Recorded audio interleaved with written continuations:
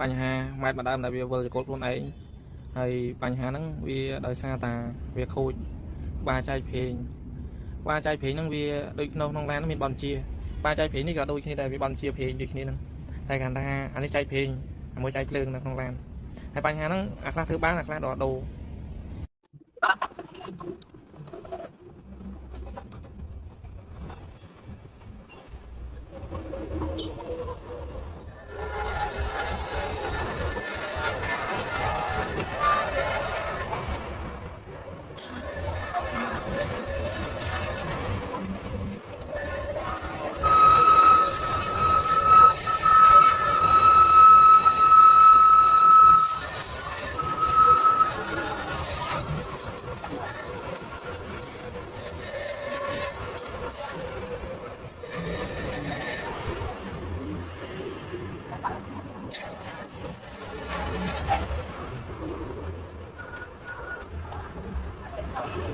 Thank you.